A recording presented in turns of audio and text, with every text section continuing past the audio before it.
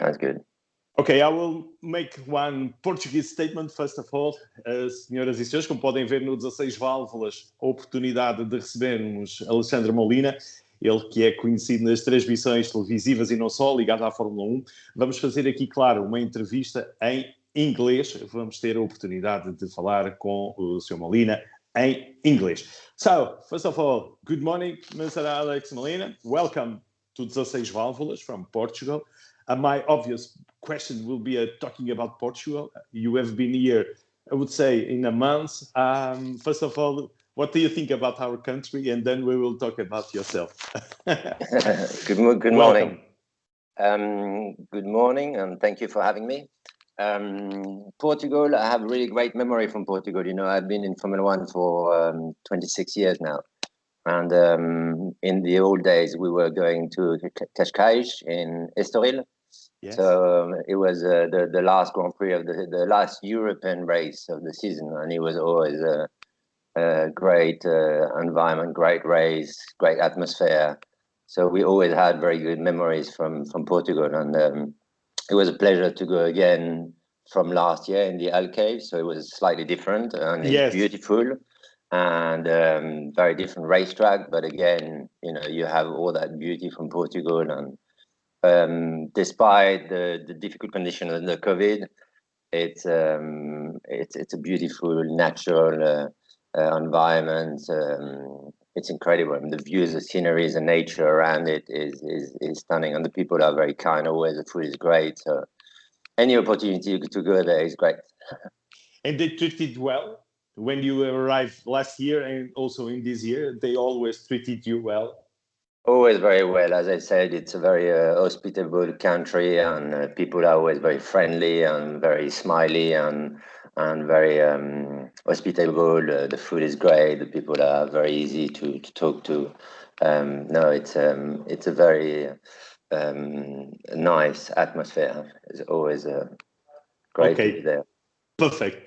That's perfect. So, Mr. Alex Molina, I've invited you to come here to talk a little bit about yourself and what you do in Formula One. We see you in each Grand Prix. We will see you always there in the podium, delivering the champagne, also the cups and all the things. But we don't know, as to say, very much about yourself. So my obvious invitation was to know a little bit about your work and about yourself. So the first of the questions, you have already told me that you are working in Formula 1 for more than 26 years, as I understood. But let me understand, why are you in Formula 1 and what have you done to arrive here in Formula 1? So in order to understand what you are doing in nowadays, can you explain us a little bit about your past and your connections to Formula 1? Yeah, I'm not sure I have a straight answer to that, but as to why I'm in Formula 1, I think I wasn't a person who was passionate about Formula 1 originally. I think it was just a little bit of a coincidence. So when I was a student, I was living in Paris, and I had one opportunity to go and do some work as a steward security in Magny Cours, France. Okay. And I thought it would be interesting to see a Formula 1 race or see how that looked like. So I said yes, and that's how I ended up in the first race in '95. And before that, I didn't know very much about Formula 1. And then during that weekend, I just met someone who offered me to go to other races. And I guess then it's just a matter of being flexible, and being curious too, and then meeting people, being helpful, and then someone is asking you to help here and there. And for the first 5 years, it was kind of a student job where I was just replacing people, and you get to know the environment, to know the people, and in '95 it was very much more of an amateur sport, in the sense that you didn't have the corporate industry that you have now. You never really had. I don't think at the time there was specific studies to work into events or sports events. So it was more like passionate people who were interested and fell into it.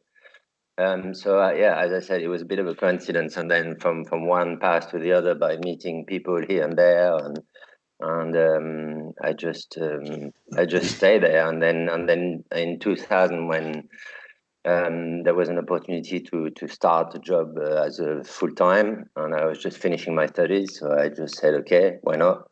And to be honest, I never really thought I would work into the same company for 26 years. So that was never on the agenda. But the environment has changed so much in 26 years that you always felt like it was growing. We were going to different countries. There were lots of potential, lots of opportunities. So that kind of keeps you excited, and you just stay there because it's growing, and you're just growing with industry. Okay, but you have tried other functions, as to say, inside Formula One. You have tried very other functions.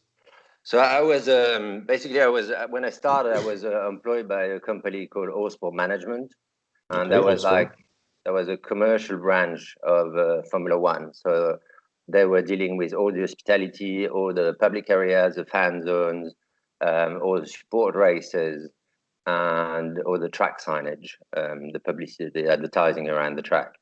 And there were a little company in Geneva, and I was working for them. And yes, when I was working for them, I went through lots of different roads. So I started to take care of the support races to start with. Then I've been in charge of the fan zone for many, many years. Then I helped also, I was working very closely with the television side.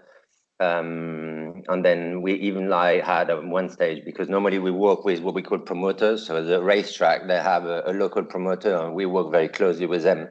But there were some races where we were the promoter, so we had to do everything from scratch.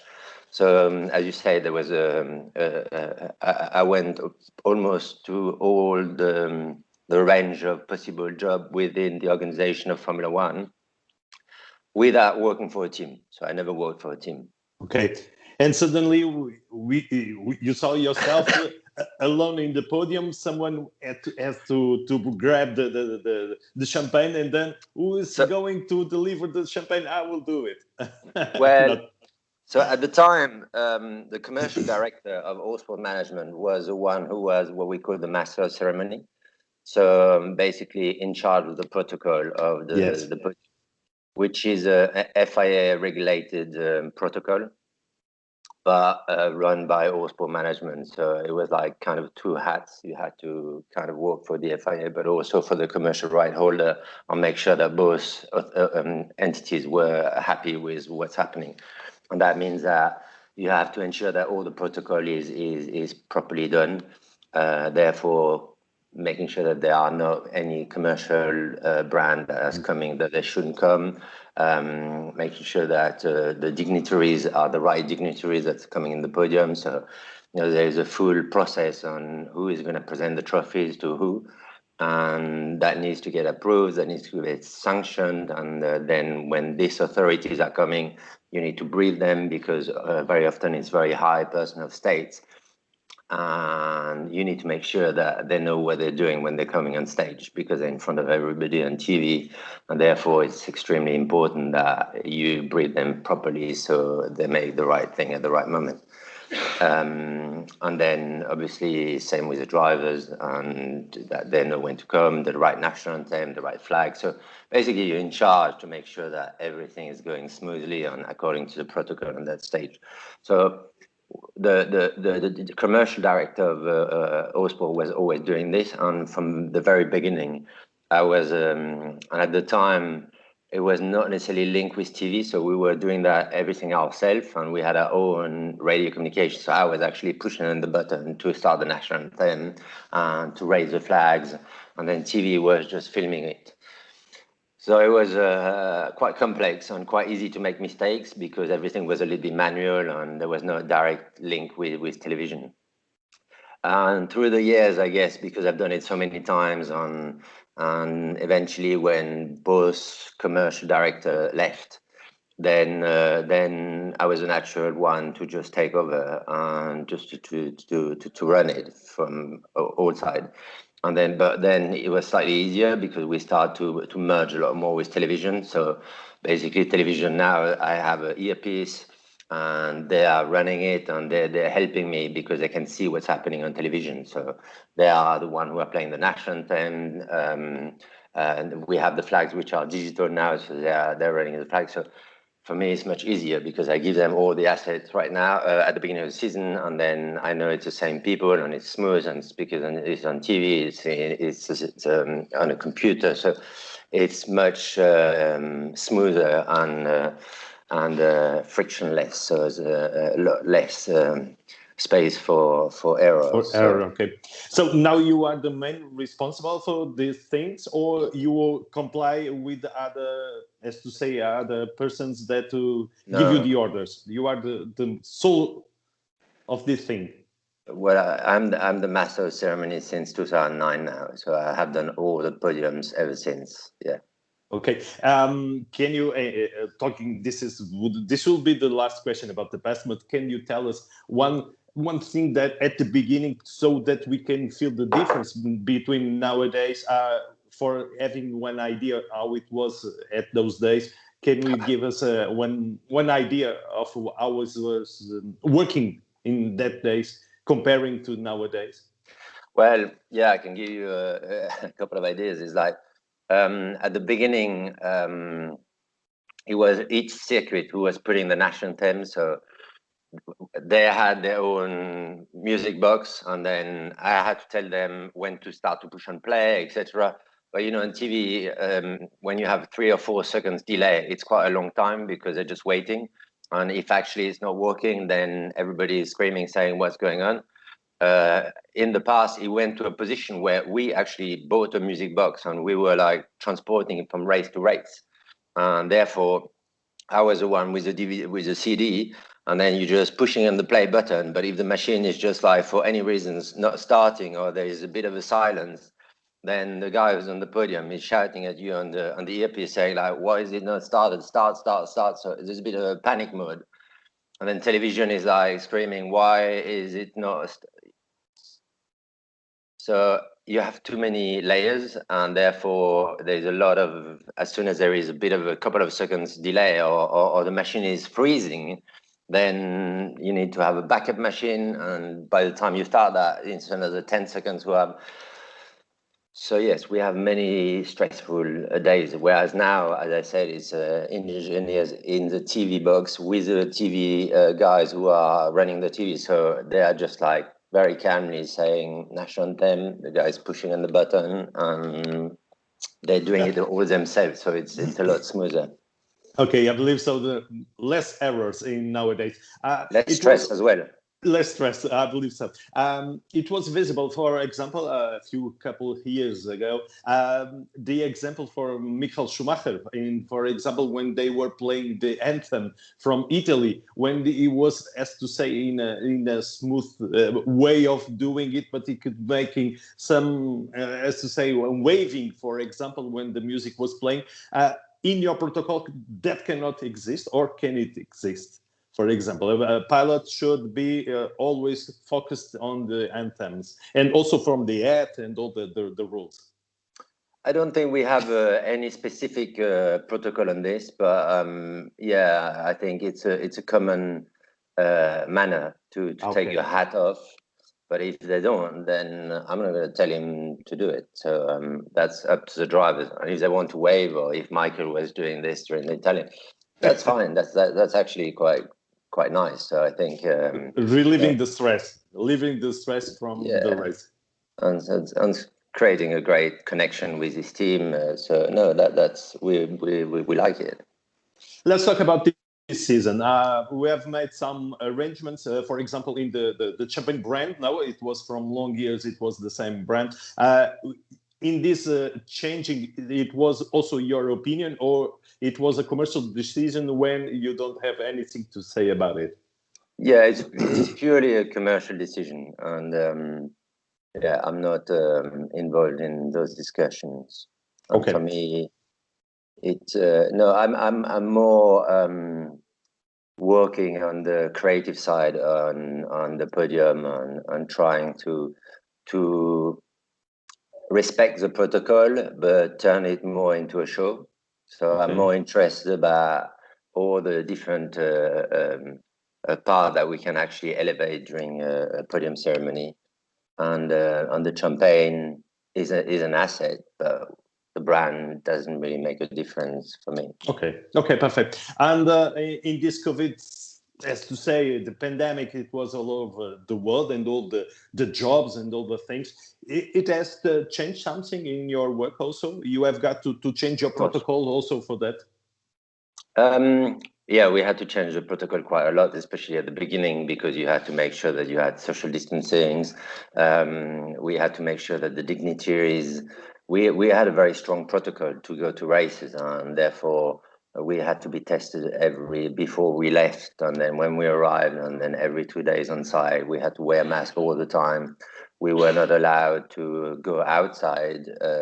We were only allowed to stay at the track or to go to our hotel and back to the track.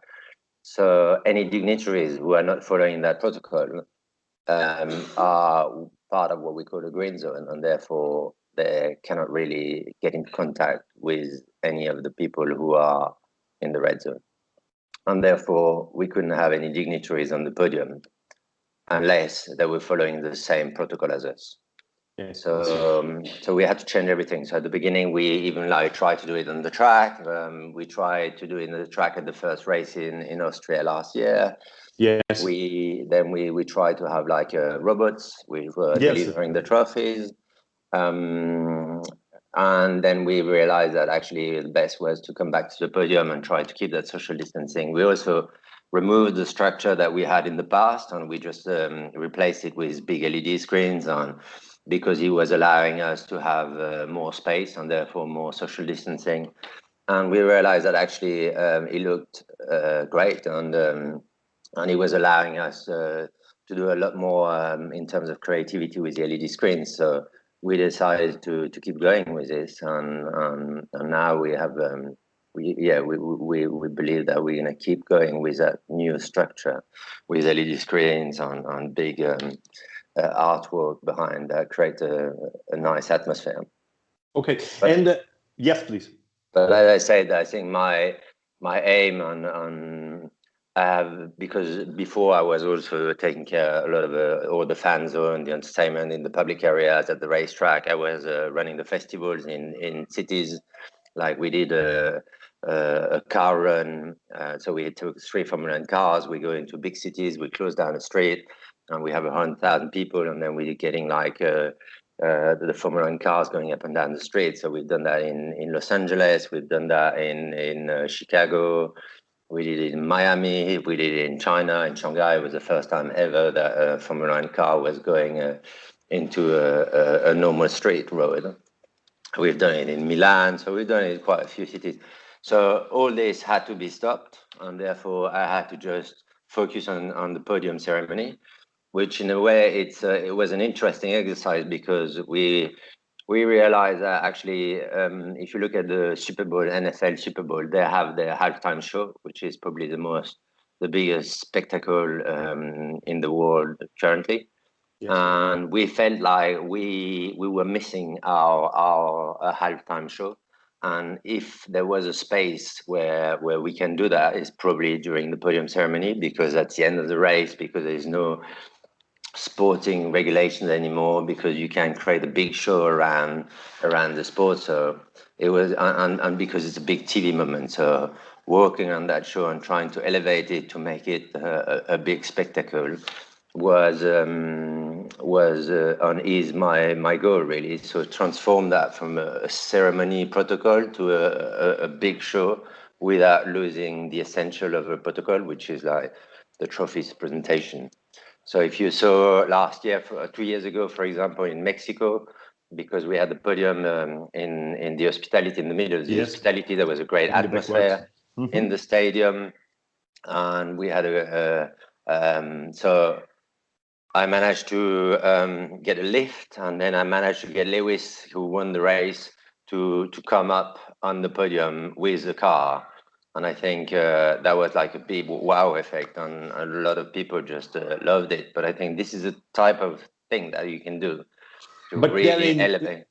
in Mexico, it was seen as a chaos, but it was a chaos controlled, right? Because there was too much people gathered comparing to nowadays. But in this Grand Prix, it was all under control, or not exactly? Oh yeah. No, it's all very, very under control. So whether that's in Mexico or in Monza, where we have a huge track invasion, it's Yes. it's always very planned and Okay. controlled. Yeah. No. Okay. Okay, it's better like that. Nowadays, how many time do you need to prepare one podium for a Grand Prix? I have seen that you must take at least 3 weeks to do so, or not exactly? I think because we're talking about that, there is the normal podium that we can do, and that can be quite simple. But then, as I said, the idea is that what can we do to elevate the podium? So if you saw in Portugal, for example, we have worked with Heineken and with a local artist, and Yes. she did this big artwork behind the podium, and then she came on site, and then I made her sign her artwork at the end of the podium ceremony. When you're talking about creativity, or how can you create a show or performance, or what can you add to elevate a show, there is no time frame, because the more ideas you have, and the more you think them through, and you need to make sure that they work, it's never ending project. So you cannot say, okay, I have 3 weeks and then the podium is finished. It's like, there is no perfection. So we can always do something better. It's like, what can we do to make it better, bigger, more emotional? What we're gonna do when Lewis win his 100 race?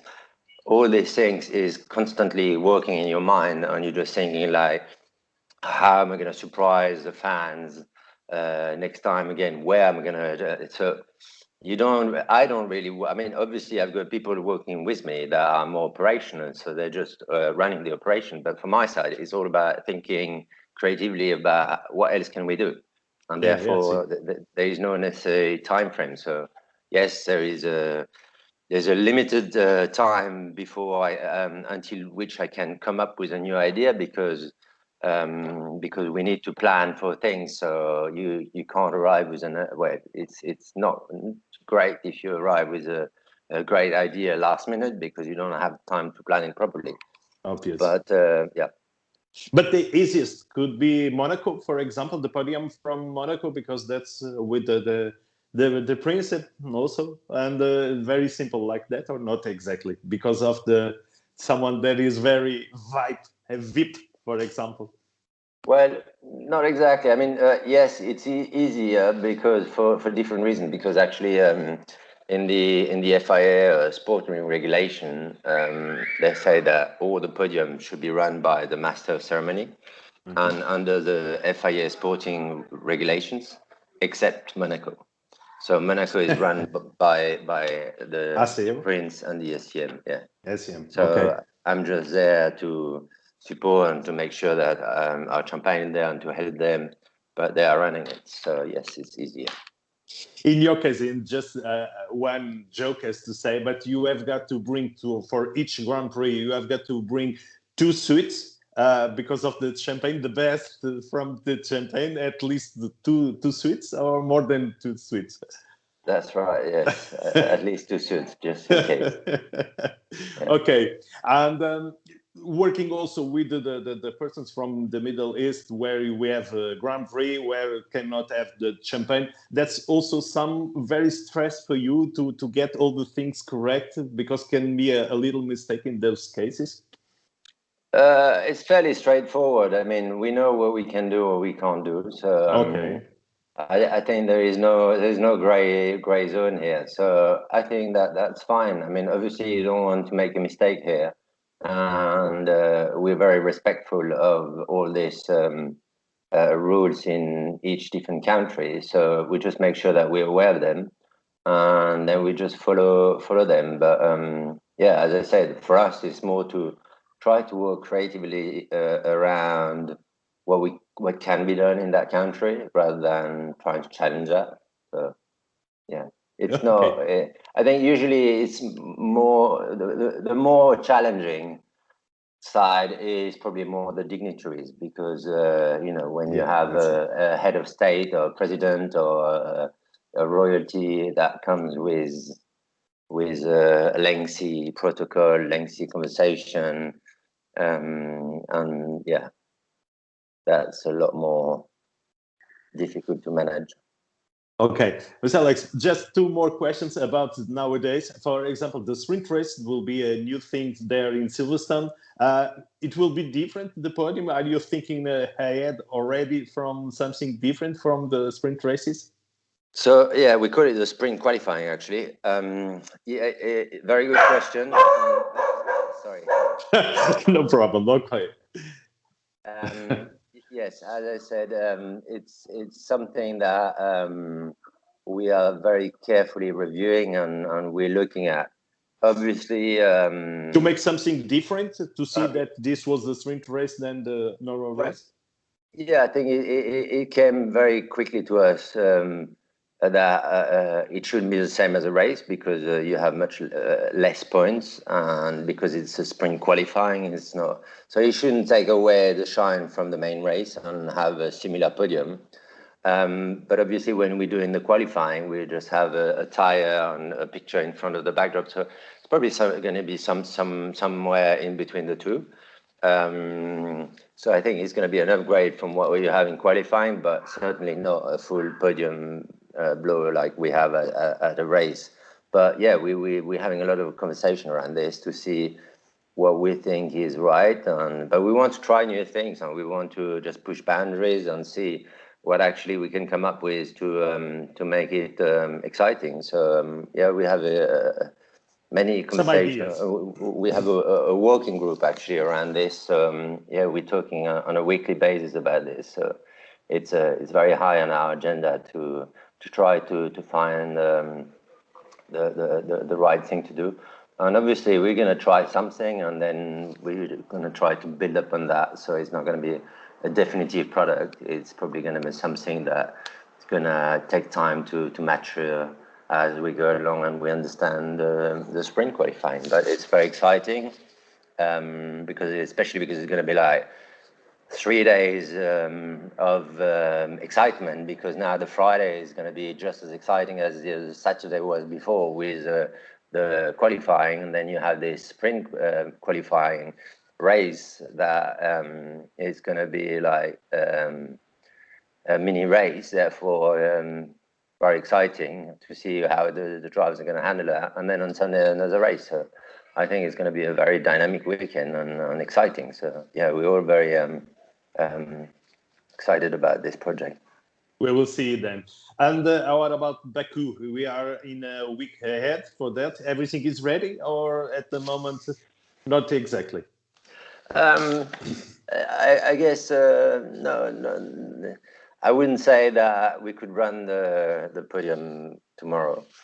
So not everything is finished already, but everything is on time. So yeah, we are on time, and things will happen smoothly in Baku, as it always does. Actually, it's a great country, very hospitable. The people are very easy to work with. They're extremely organized and creative, so they always come up with new ideas. And no, it's a pleasure to go there too.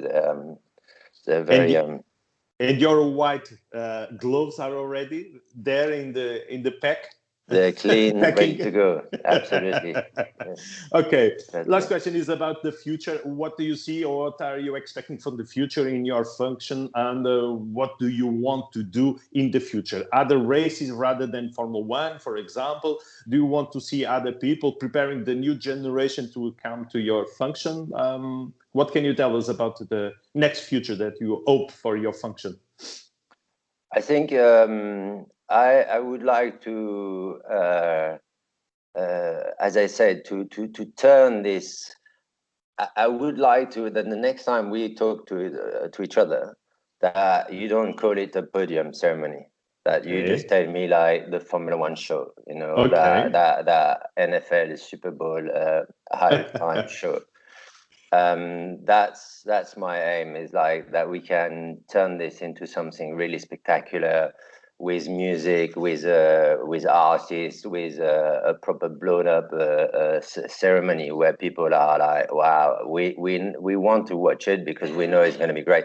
You know, music is a huge part of a show and a performance, and unfortunately right now we're quite limited with what we can do on that front, because there's a lot of challenges around, you know, TV and all this stuff. So it's something that we're working at, and that's really what I would like to achieve, is to be able to create a great pre-race performance where people just get like really engaged at the race on TV, and they see like a proper show building up toward the start of the race, and then a mega show at the end of the race with artists, celebrities, whatever, you know, fireworks, the car lifting up, some great music, and they're just pumped up because they see their heroes like on stage, in a But you completely have to awesome way. change the protocol. You have to change the protocol in order to do so. I think it's not necessarily the protocol; it's more the mentality. Okay. Because you know, when you work with sporting people, they are very focused on the sport, and Yes. they're primarily thinking about winning races and making the car fast. So anything that disturbs that is not very welcome. So when you work in the show side of the business, they want to make a sound effect. So it's two different worlds, and trying to bring the two together, it's not as easy as it looks. So, but we're But getting there. We've done some massive step forward, and I think it's a lot better than it used to be. But we see But I that think, who owns the rights from the image from Formula One? It's American brand. No, it's one company that has bought the rights. They are American. They see and they know which is necessary. I wonder if they are at this moment welcoming your ideas, or not exactly. They are only worried about the changes in the regulations for 2022, because we will see in 2022 that will be different. The cars will be different, but also they are worried about the show. Talking so with you. I think Liberty Media, they bought the sport and the business 4 years ago, and they bought it because they knew, because they are from the media and entertainment Yes. business. Yes. So their vision was straight away that this could be so much bigger if it was like made as a proper show. You know, they are American. They know how to run a show. They know how to run Obviously. TV shows. So for them, it was very obvious. And the first thing they said is that we need to have like 20 Super Bowls at races. So yes, they understand is actually much better than me. So we're completely aligned on I think that's definitely their aim in the future. But they're also very respectful of the sport, because I know it exists for 65 years. So they don't want to disrespect, or they don't want to disturb the sporting side of it. So they want to be very cautious and want to take the time that it takes. But they realize that we could all win by having a better show without affecting the sport. We will see. So, which was the driver that has marked you in your function? Because you only deal with the three best in each Yeah. race, and also the engineers and all the thing. But the three drivers, were there any driver that marked you in a way from dealing with this, going to the podium with the champagne and all the cheers with the crowd and all the things? Yeah, usually when a driver doesn't know me, it's not a very good sign, is it? It means he never won a race. So, yeah, I think Michael was definitely very high on the list of people, Michael Schumacher, of people who made me always on my tiptoes, because he was very how can I say it? He was very strong, and as you say, you know, he was wavy. He's not necessarily. He was above the not the rules, but he was above the sport, and he was at the really the top of the sport, and therefore he was breaking boundaries. And if he wanted to do something, then even if it's not necessarily as per the rules, I would have to have quite a few discussions with him about it. So, whereas other drivers, they probably just like do it as it needs to be. Whereas he would challenge a little bit the things when he wants to. And I guess because I was a lot young, I mean, Lewis is a little bit like that too. And it's always like quite constructive. So it's not a negative thing. There is constructive, but it just like it's a way that you always have to make sure that what you say is correct, because they're not going to let you go if you can't come up with facts of what you're saying. You're not going to tell them a story. So if what you say is not correct, they will challenge you up until the end. Yeah, so you have to, yeah. But, and a dignitary that has marked you. I wonder, for example, Mr. Putin.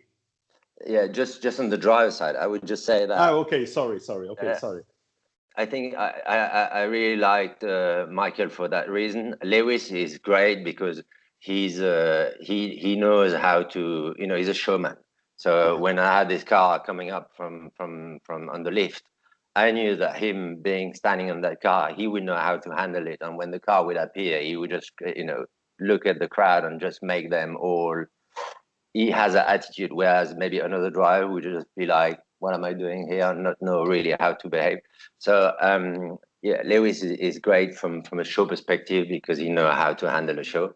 So that's really cool. I think Max is a great character. Daniel, I mean, Daniel is always like, I mean, the great thing is like the shoe was great. I have to say, if they're Formula One driver, usually it's because they are actually quite strong characters. So they all have their own reason or strengths, and it's great to work with great characters on podium because in terms of a show, that's what you need, you want, people with character. So yeah, they're great. And then in terms of dignitaries, yeah, as you said, any head of states, and I had quite a lot. Mr. Putin is a case aside, or not exactly? It's the same, has always been the same as the other dignitaries. No. Obviously, Mr. Putin is to another level. I mean, you have to. You just have to know a little bit about the geopolitics of this world, and you realize why Mr. Putin is on another level. And when he arrives, the protocol that is behind it is just multiplied by 10. Now, I would say that because we work into an environment that is an entertainment environment. Obviously, when he comes to races, he's happy to be here, and he's not necessarily there to work. He's there because he's entertained, and it's a fun thing to do. So I guess for me it's slightly easier because he's in a good mood. He's happy to be there. So he was absolutely easy to talk to, very charming, very easy to handle and to direct, and always very grateful, very smiley, extremely polite. So you put the pressure on yourself, but actually it helped a lot because he was just very, very smooth and easy. So I had much more difficult people to deal with. For example, I can't really give names, but people. For example, in India, I was dealing with the head of the region, and the challenge is that she didn't speak a word of English, and therefore there needed to be a translator all the time, and that made it a lot more difficult. And then when you have an issue and you have to react quickly, if the person doesn't speak English, it can become very problematic quite quickly. So yeah, I had a lot of stories to be published in a book, right? Yeah, I guess that could be Next step will be writing a book. An Okay. interesting one. Yes. Okay, Mr. Alex Molina, for me it was a pleasure to have you here in the Seis Válvulas from Portugal. I wish you the best for your career and all the things. And thank you also for the chance to know a little bit about your work, because we only see you for, as to say, 10 minutes where you welcome the drivers, will give you the champagne and all the things. And it was a pleasure for us here to have you here. And I hope the best. And anytime we will receive you, anytime that you want, I will be here to receive other stories. Thanks a lot for having me. And I wish you a great weekend. Yes, and a good race there in Baku. Baku. Thanks a lot. Thank you very much. Bye bye. Nice to meet you. Bye bye.